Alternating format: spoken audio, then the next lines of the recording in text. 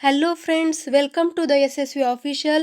आपण WRD-JEE साठी खूप महत्त्वाचे क्वेश्चन्स विथ डिटेल एक्सप्लेनेशन हे कवर करत आहोत. Let's start today's session. Today's first question is the angular speed of a car taking a circular turn of radius 100 meter at 36 kilometre per hour will be. Angular speed काढायची आहे. दिलेला आहे radius 100 metre and 36 kilometer per hour. This is the linear velocity 36 kilometer per hour आणि काढायची आहे angular speed. Angular speed is equal to linear velocity divided by radius. तर velocity जी linear velocity आहे 36 किलोमीटर पर आवरमध्ये दिली आहे. याला कन्वर्ट करण्यासाठी मीटर पर सेकंदमध्ये करण्यासाठी 5/18 मल्टिप्लाय करायचं डिवायडेड बाय 100. 18 2ने डिवाइड होतं, वरी 10 आणि खाली 100. आन्सर येतं 0.1 रॅड पर सेकंदमध्ये आन्सर येतं 0.1 rad per second. And correct answer is option A. Friends, कधी कधी 5/18 आहे काय 18/5 आहे कन्फ्यूज होतं. जेव्हा अशा टायमिंगमध्ये कन्फ्यूज होतं तेव्हा डायरेक्ट 36 इंटू किलोमीटरचं मीटर करण्यासाठी 1000 मल्टिप्लाय केला. नंतर अवरचं कन्वर्जन सेकंदमध्ये करण्यासाठी 60 × 60 डिवायडेड बाय हे 100 रेडियस. तर हे 60 0 0 0 0 कॅन्सल, हा 0 हा 0 खाली 6 6 36 कॅन्सल होतं.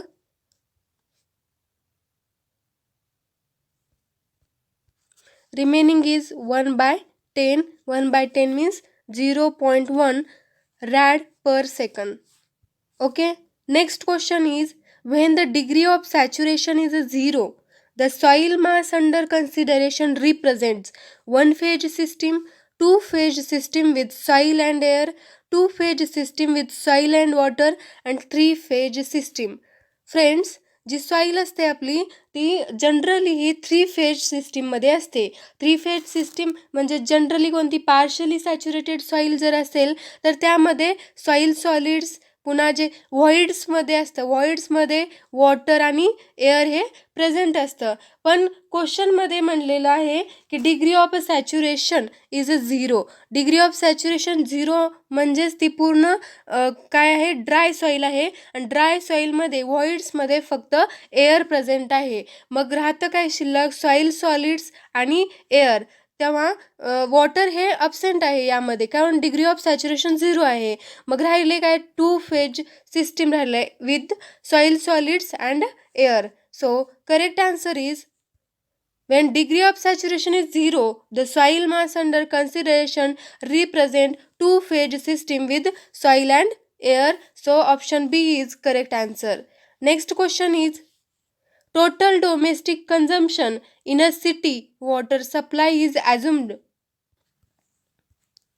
Options आहेत 30%, 60%, 20% and 40%.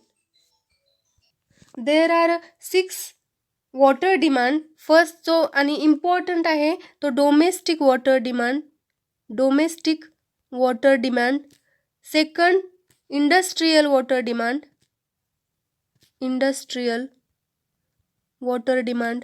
Third is institutional and commercial. And fourth is public यूजसाठी जे वॉटर लागतं त्यासाठी demand. Public use means washing of roads it extra. And then sixth is fire demand. अशा प्रकारचे 6 वॉटर डिमांड आहेत जे डोमेस्टिक आहे. Domestic water demand is 50 to 60% of total water demand. And domestic water demand असतं 135 litre per capita per day. 135 litre per capita per day.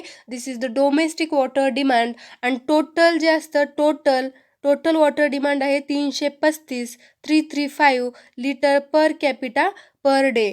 So answer is domestic consumption 50 to 60%. So option B is correct answer. Next question is, with self cleansing velocity in a sewers, silting occurs at a bottom. This is wrong. जेव्हा self cleansing velocity असतं silting होत नाही, scouring पण होत नाही. Both silting and scouring no, neither silting nor scouring occurs at the bottom. So self cleansing velocity in a sewers, neither silting nor scouring occurs at the bottom. Option D is the correct answer. Next question is, precipitation caused due to striking of air masses with topographical features is called as topographical feature. Topographical feature म्हणलं की orographic precipitation. Topographical features म्हणलं की orographic precipitation. हे लक्षात ठेवायचं. 3 types of precipitation आहेत. First आहे orographic precipitation, next convective precipitation, and third is cyclonic precipitation. orographic precipitation मध्ये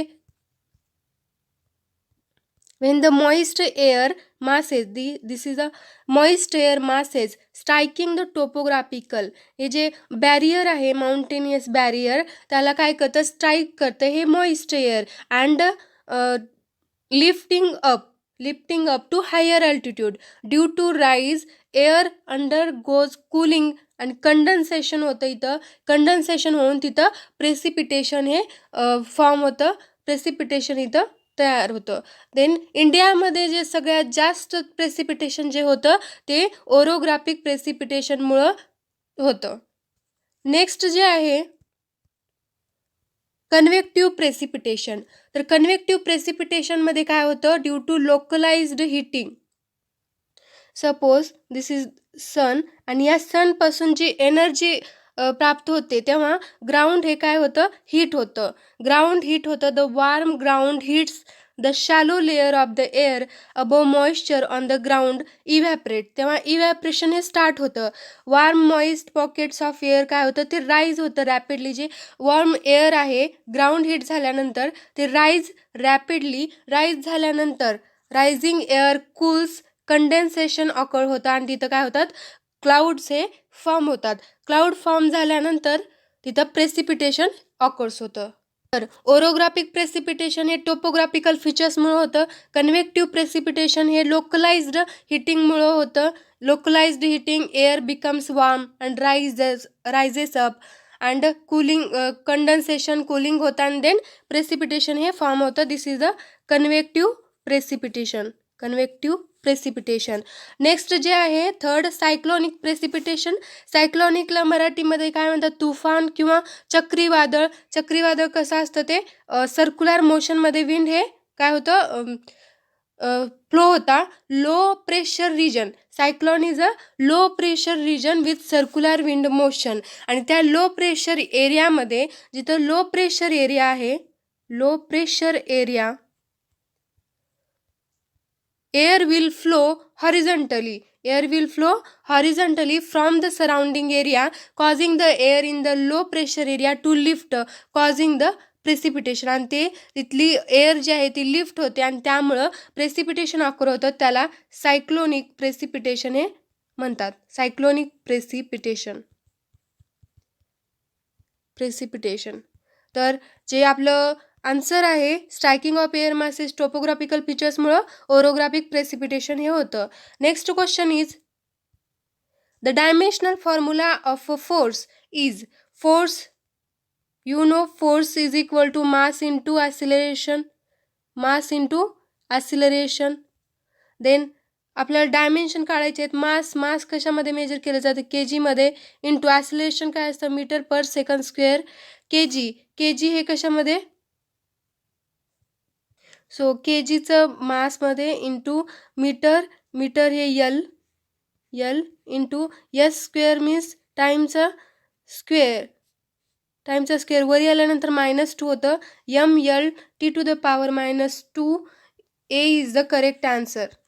next question is, along the principal plane subjected to maximum principal stress.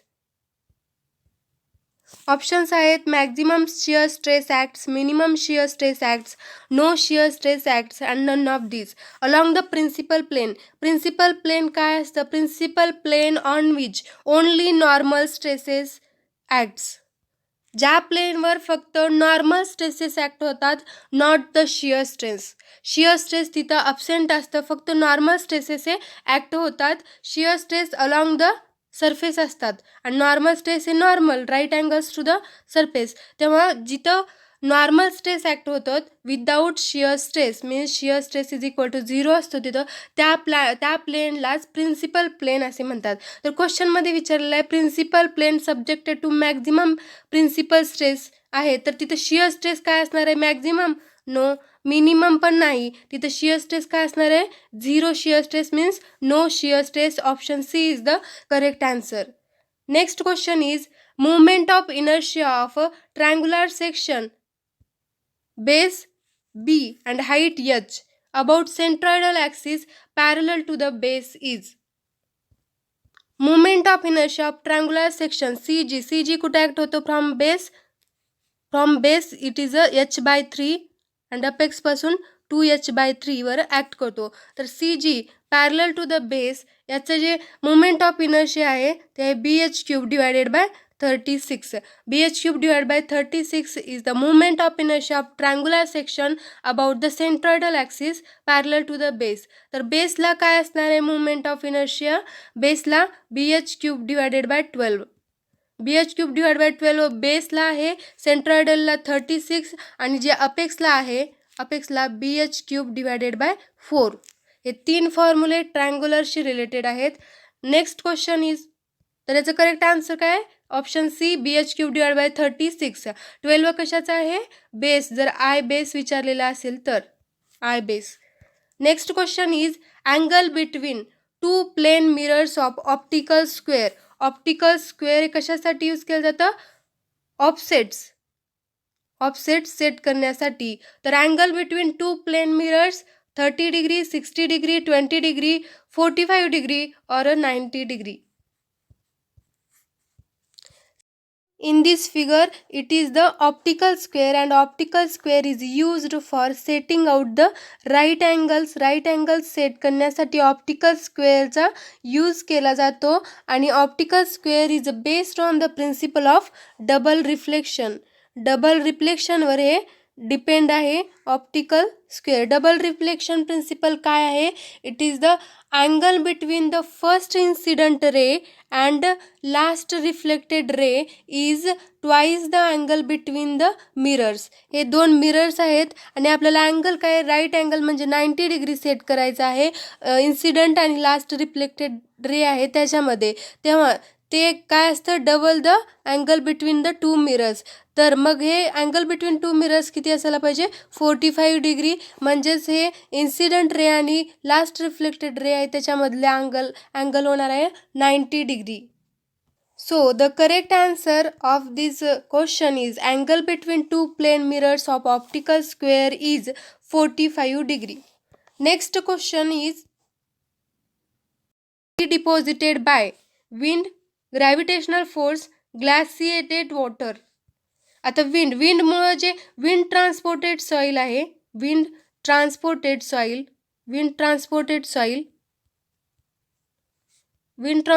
सॉईलला म्हणलं जातं इओलियन डिपॉझिट्स आणि त्याचे एक्झाम्पल आहेत dunes and loess. Dunes आणि loess हे wind transported soil आहेत. दुसरं जे ग्रॅव्हिटेशनल फोर्समुळं होणारं ट्रान्सपोर्टेशन आहे, ग्रॅव्हिटेशनल फोर्समुळं जे होणार आहे त्याला कोलिव्हियल सॉईल म्हणलं जातं किंवा टॅलस. आणि तिसरं जे आहे ग्लॅसिएटेड वॉटर, जे ग्लॅसियरनं ट्रान्सपोर्ट झालेलं आहे सॉईल त्याला ड्रिफ्ट म्हणलं जातं. So drift is the glaciated water. Glaciated वॉटरनं झालेलं ट्रान्सपोर्टेशन सॉईल आहे. ओके फ्रेंड्स, तुम्हाला जर व्हिडिओ हेल्पफुल वाटत असेल तर नक्की सबस्क्राईब करा. भेटूयात नेक्स्ट सेक्शनमध्ये. थँक्यू.